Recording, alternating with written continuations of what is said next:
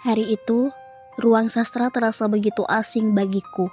Aku hanya seorang siswi baru yang masih kikuk dengan dunia SMA.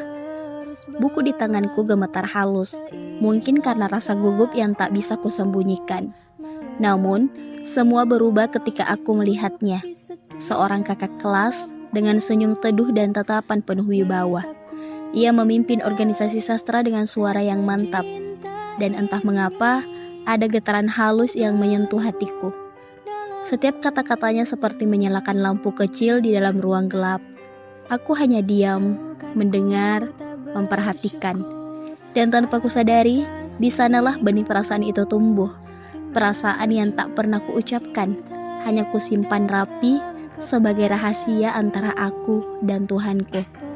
Hari-hari berikutnya, aku mungkin terbiasa duduk di ruang sastra.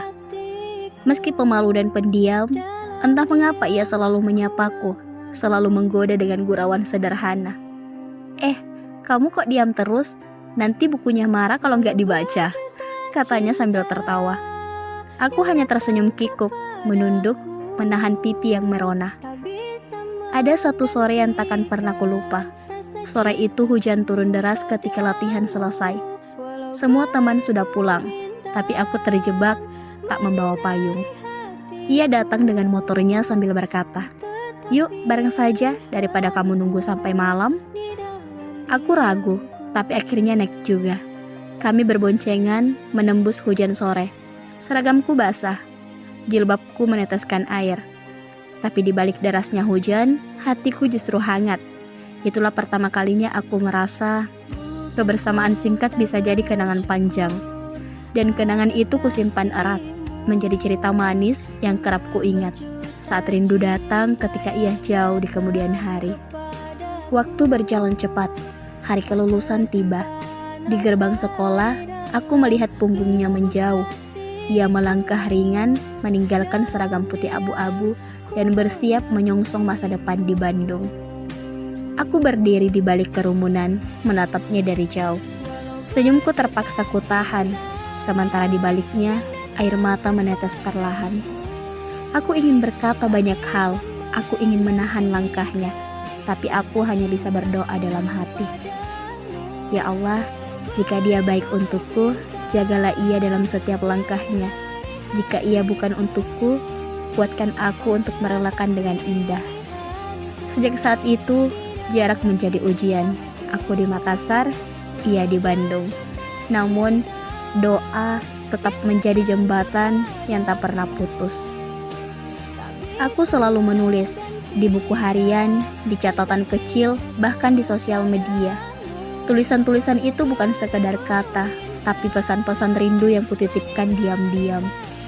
Aku tak pernah berani mengirim langsung padanya. Aku hanya berharap suatu saat, entah bagaimana, ia bisa merasakan isi hatiku lewat bait sederhana yang kubagikan. Dan ternyata Allah punya caranya sendiri. Aku baru tahu bahwa diam-diam ia juga membaca tulisanku. Ia mengikuti setiap kata, bahkan sering menunggu tulisanku muncul. Aku tak tahu harus bagaimana selain bersyukur dalam sujud panjang. Karena mungkin tanpa disadari, doa kami sering bertemu di langit yang sama. Tahun-tahun berlalu, aku tetap menulis, tetap mendoakan, tetap mencintainya dalam diam. Aku tahu, tidak semua cinta harus dimiliki, tapi setiap kali aku bersujud, namanya selalu kusebut dengan doa yang sederhana. Ya Allah, jika dia memang bukan untukku, aku ikhlas. Tapi jika dia adalah tulang rusukku yang hilang, maka dekatkanlah ia dengan cara terbaik menurutmu. Aku percaya, doa tak pernah sia-sia. Bahkan, doa yang kutitipkan dalam kesunyian, mungkin sedang Allah jaga untuk waktu yang paling tepat. Dan waktu itu akhirnya tiba, hari di mana ia kembali. Bukan sebagai kakak senior di ruang sastra, bukan sebagai teman lama yang pernah berbonceng di bawah hujan, tapi sebagai seorang lelaki yang datang membawa kesungguhan. Ia melangkah bersama keluarganya, duduk di ruang tamu rumahku, lalu menyampaikan niat yang suci. Bismillah, saya ingin melamar putri bapak dan ibu. Air mataku tak bisa lagi kutahan. Ternyata doa dalam diamku selama ini tak pernah salah alamat. Allah menjaganya, Allah menuntunnya, hingga doa-doa itu bertemu di pelaminan. Hari itu aku belajar satu hal, bahwa cinta yang dijaga dengan sabar akan Allah hadiahkan dengan cara paling indah. Inilah kisahku, kisah seorang gadis pemaluh yang jatuh cinta pada kakak seniornya.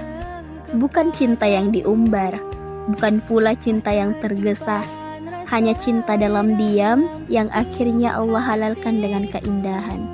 Karena sesungguhnya doa yang tulus akan menemukan jalannya, dan cinta yang dijaga karena Allah akan berlabuh di pelukan halal yang penuh berkah.